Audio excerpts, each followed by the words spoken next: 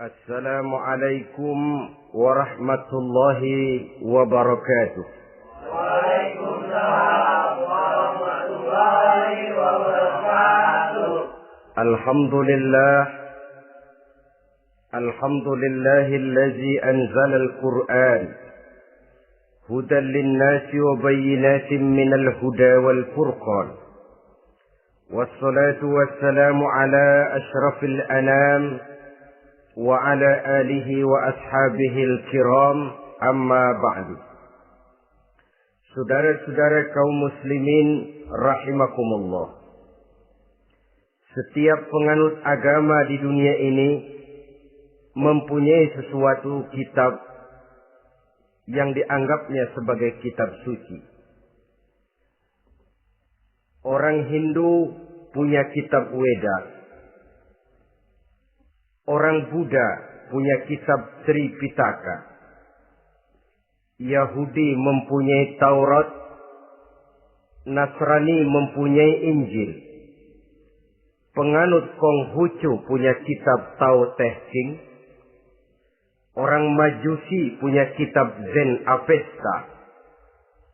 Orang kebatinan punya kitab Serat Centani, Hidayat Jati, Darmo Gandul, atau Gatoloco. Sementara kita umat Islam oleh Allah diberikan Al-Quranul Karim. Mengapa kita yakini Quran ini sebagai kitab suci? Pertama, ia bebas dari intervensi dan investasi manusiawi. Ia sepenuhnya, baik isi maupun redaksi, adalah produk dari Allah Subhanahu wa ta'ala. Kita yakini Quran kitab suci karena sampai hari ini belum ada seorang pun yang sanggup membuat seperti itu. Suatu kitab hanya dinamakan suci kalau dia bersih dari investasi dan intervensi manusia. Al-Quran ini sejak turunnya 14 abad yang lalu telah menantang.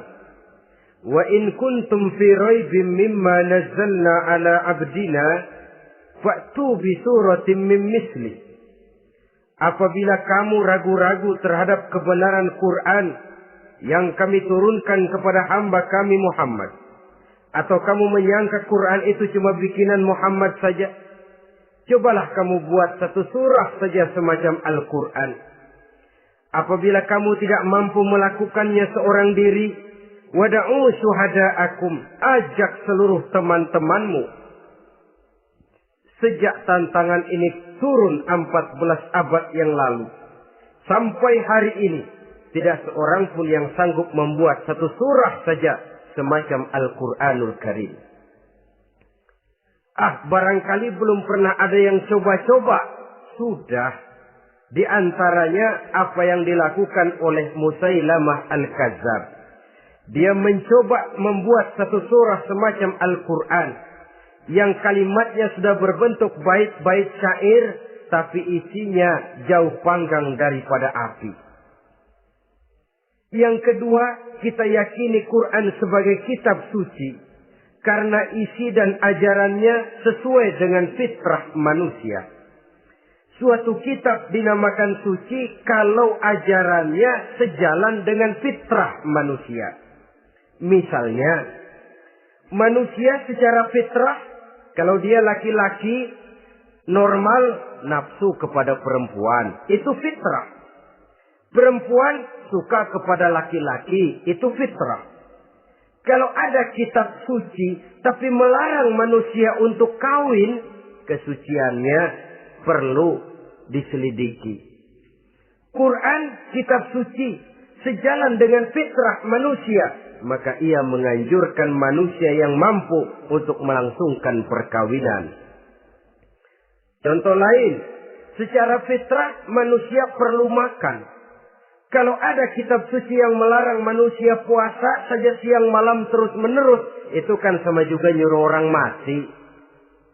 Quran sesuai dengan fitrah manusia. Maka dalam Islam puasa wisol, puasa ngableng apa itu istilahnya, puasa nyambung, Dari pagi sampai sore, sampai malam, sampai pagi lagi puasa terus. Bukan saja tidak boleh, malah haram hukumnya. Kenapa? Itu bertentangan dengan fitrah manusia. Yang ketiga, kita yakini Quran sebagai kitab suci karena isinya tidak kontroversial. Isinya tidak saling bertentangan satu sama lain. Di ayat manapun, Quran mengajarkan Allah itu Esa. Satu kali dia berkata haram, dia akan tetap berkata haram. Isinya tidak kontroversial.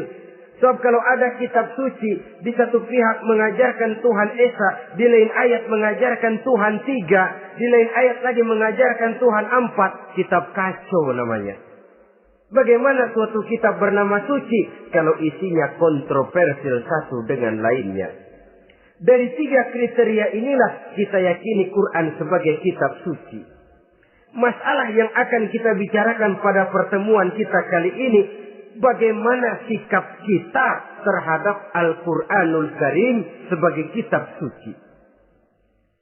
Berangkat dari sebuah hadis di mana Rasulullah Shallallahu Alaihi Wasallam pernah memberikan tawaran. Beliau bersabda, "Man ja'ala al-Qur'ana amamahu qadahu ila al-jannah, wa man ja'ala al-Qur'ana khalfahu saqahu ila an-nar." Siapa yang menjadikan Quran sebagai imam, maka Quran akan membimbing dia ke dalam surga. Tetapi siapa yang menjadikan Quran sebagai makmum, maka Quran akan mendorong dia ke dalam neraka. Pilihan terserah kita. Siapa yang menjadikan Quran sebagai imam, ditempatkannya Al-Quran di depan, dia ikuti petunjuk dan ajaran Al-Quran, maka Quran akan membimbing dia ke surga. Surga dunia, lebih-lebih lagi surga akhirat. Tetapi sebaliknya, siapa yang menempatkan Quran di belakangnya, dia belakangi Al-Quran, dia belakangi perintah dan ajaran-ajaran Al-Quran, dia perturutkan hawa nafsunya dalam kehidupan ini, maka Quran akan mendorong dia ke dalam neraka. Ya, neraka dunia, lebih-lebih lagi neraka akhirat. Pilihan terserah kita. Saya mau tanya, kira-kira Quran dalam hidup kita jadi imam apa jadi makmum? Imam apa makmum? Kalau Quran jadi imam, artinya kita umat Islam jadi makmum. Resiko dan logika tentu. Makmum harus ngikuti imam. Imam takbir, makmum takbir. Imam ruku, makmum ruku. Imam sujud, makmum sujud. Imam tahiyat, makmum tahiyat.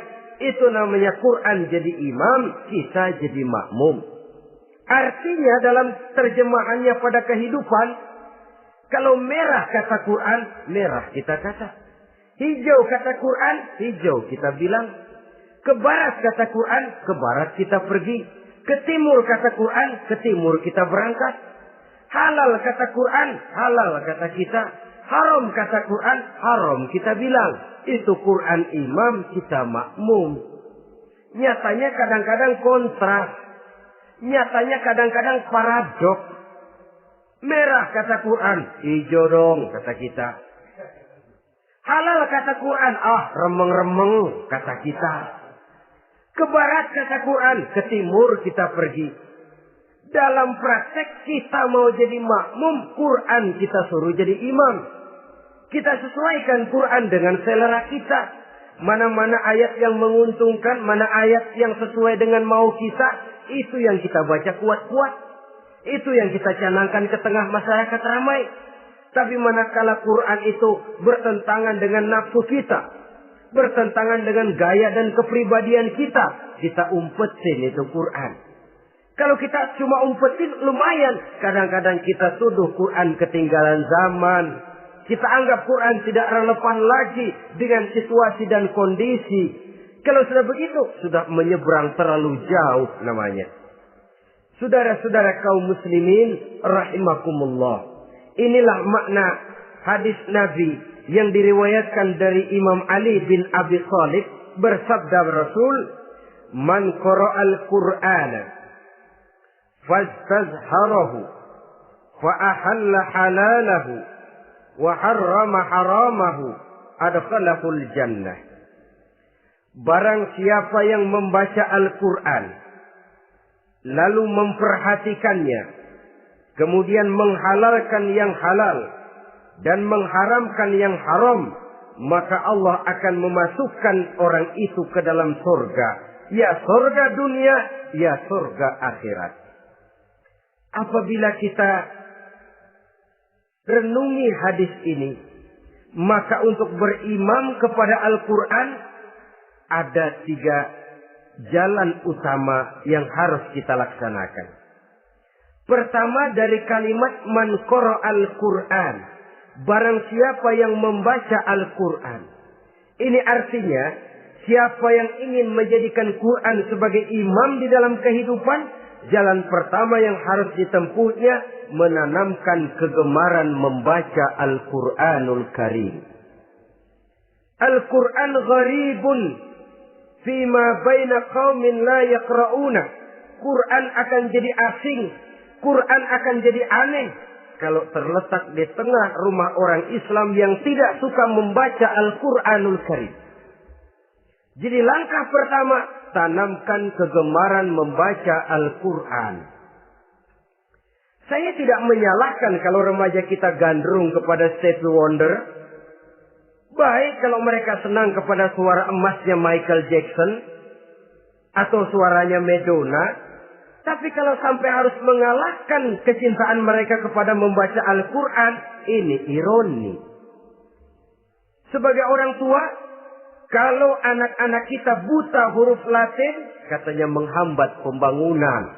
Bahkan pemerintah saja menggalakkan bebas 3B itu. Buta aksara diantaranya. Supaya rakyat bisa membaca huruf Latin.